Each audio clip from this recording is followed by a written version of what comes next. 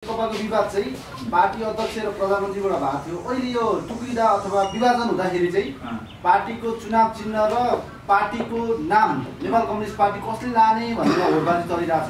कसको पल्टमा हो यो? प्रधानमन्त्री केपी शर्मा ओलीको पक्षमा हो कि माधव नेपाल पक्षमा? अब यो आफ्ना दावा छन् होला नि हैन। अब के निर्णय हुन्छ त्यो त अब कोही मुद्दा पनि पर्ला नि हामीलाई चाहियो भने। सूर्य कसको हुन्छ? तपाईको हुन्छ कि प्रचण्डको हुन्छ?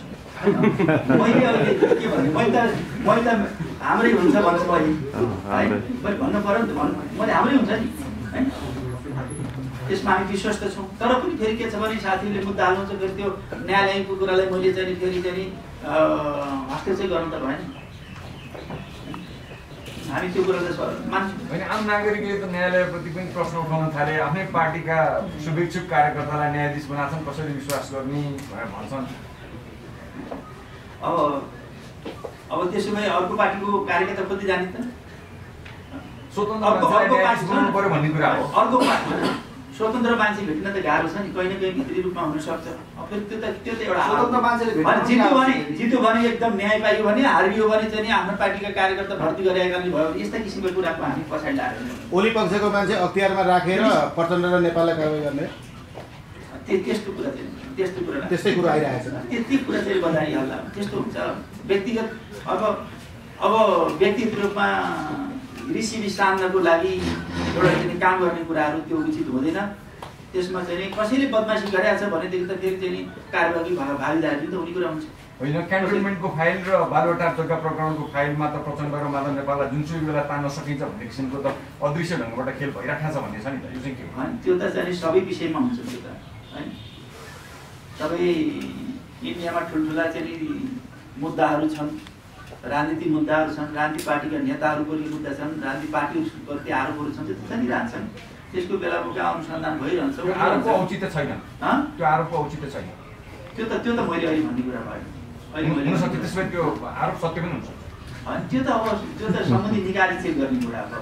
मैले यो गर्ने कुरा भएन। मैले अब मैले जानकारी पाएँ होइन। हामीले पनि सुने, तपाईँले पनि सुन्नु, मैले पनि सुनेको कुरा हो किन भन्नु। त्यो त सम्बन्धित निकायले चाहिँ छानबिन गरेर त्यसलाई चाहिँ अब पत्ता लगाउने कुरा हो। यो नेकपाको घर झगडाले मेरो विषय होइन। नेकपाको घर झगडाले राजनीतिक सङ्कट उत्पन्न हुँदैछ, प्रतिगामी तत्त्वहरू खेल्न सद्बलाउन थाल्दैछन्, गणतन्त्र गुम्ने सङ्केत आउँदैछ। तसर्थ तपाईँहरूले जुन 10 वर्ष सशस्त्र द्वन्द्व गर्नुभएको थियो त्यसको उपलब्धि पनि अब जोगाउन नसकिने अवस्था आयो भन्ने सम्मको बहस हुन थालेको छ। के भन्नु? त्यस्तो हुन्छ जस्तो लाग्दैन, तर त्यो कुरा चाहिँ हुन हुँदैन र त्यो कुरामा म त्यो हुन नदिनको लागि तपाईँ आफै पनि सत्तापक्षीय दलको नेता भएको हुनाले कसरी भूमिका खेल्नुहुन्छ?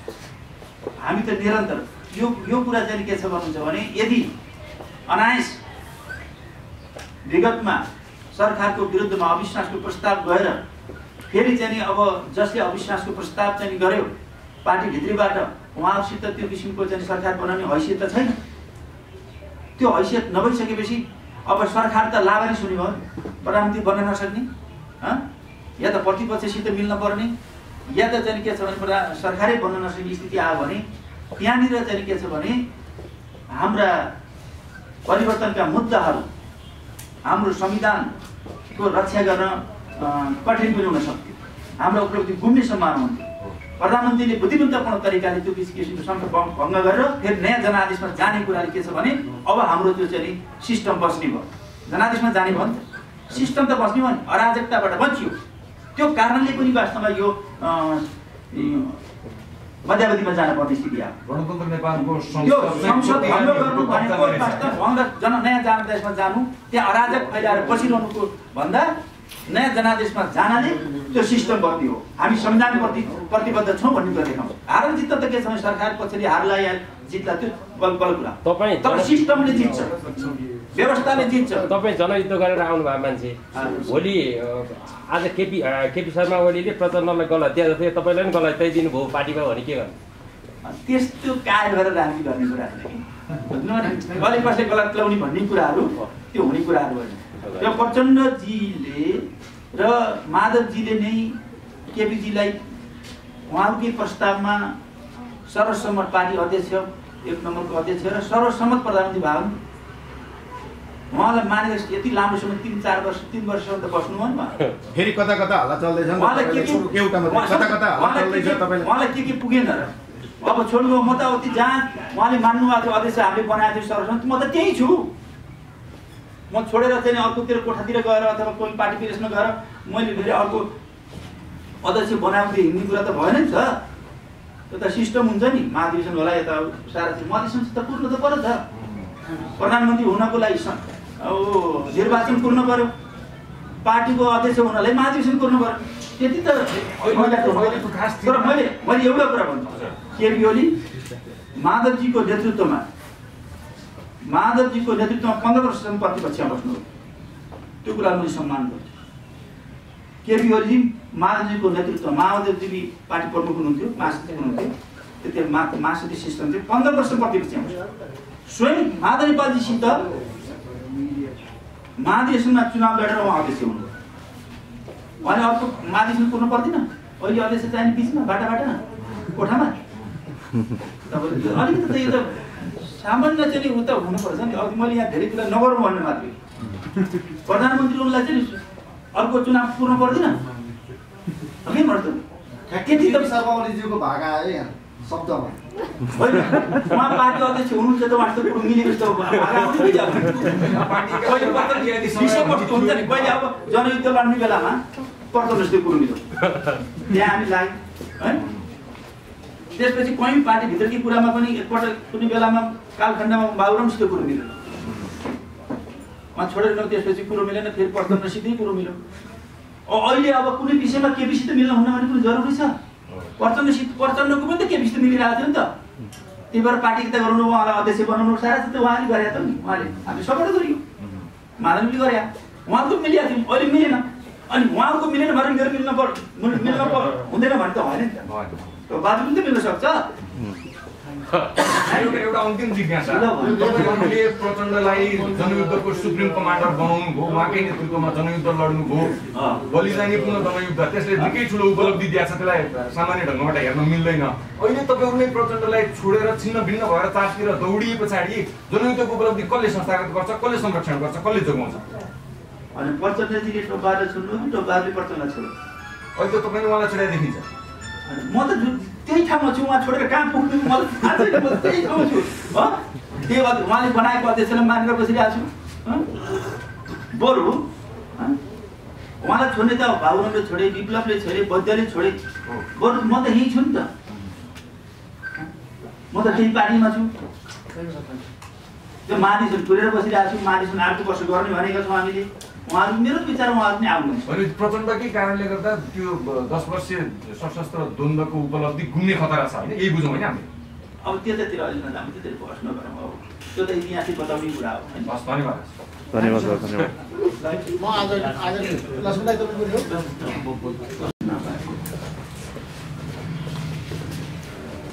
यो संविधान बन्दाको अवस्थामा सार्वभौम शक्ति जनताको हातमा दियो यो देशको सार्वभौम शक्ति अब कुनै व्यक्तिको हातमा छैन प्राइम मिनिस्टर वा राष्ट्रपतिको हातमा छैन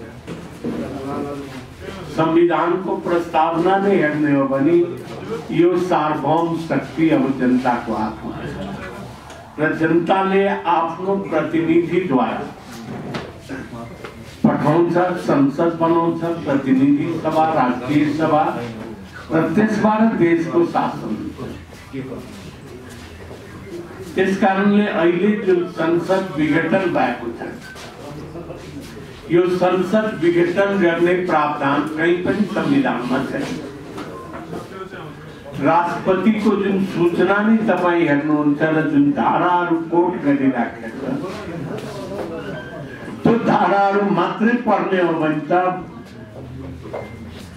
संसद विघटन हुने अवस्था स्थिति नै छैन त्यस कारणले जबरदस्ती अधिकारी नभएको कुरा संविधानमा व्यवस्था नै नभएको कुरा प्रयोग गरिकन राष्ट्रपतिले सिफारिस गर्नुभयो फेरि प्रधानमन्त्रीले र राष्ट्रपतिले त्यसलाई अनुमोदन गर्नुभयो यो दुईटै गैर संवैधानिक कुरा हो यसले देशमा एउटा ठुलो तरङ्ग आएको छ जनताको सार्वभौम शक्तिलाई हरण गरिएको छ।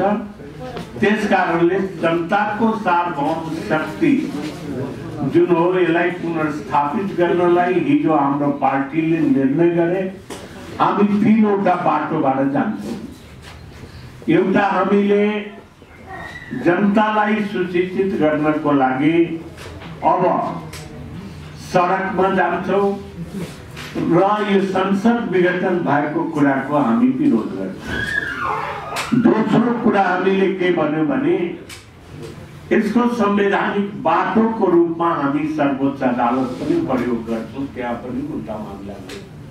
र तेस्रो संविधानमा नभएको कुरा, उल्लेख नै नभएको कुरा, जुन विशेषाधिकार अहिले दिया छैन प्रधानमन्त्रीलाई, त्यो अधिकार प्रयोग जबरदस्ती गरिएको कारणबाट त्यो प्रारम्भदेखि नै शून्य छ, त्यो मान्य हुन सक्दैन। त्यसकारण हामीले सभामुखलाई प्रतिनिधि सभाको बैठक बोलाउनुहोस् भनेर हामीले अनुरोध पनि गरे। जुन अहिले कुरो भइराखेको छ, अब जाउँ जनादेश प्राप्त गरौँ भने यो देशमा अहिले चुनाव हुन्छ। जो सरकारसँग कोरोनाको मरिजहरूको इलाज गर्ने पैसा छैन त्यसले अर्बौं खर्चा गर्छ, यो मान्ने कुरा हो। कोरोना अहिले दोस्रो चरणमा पुगिसकेको छ।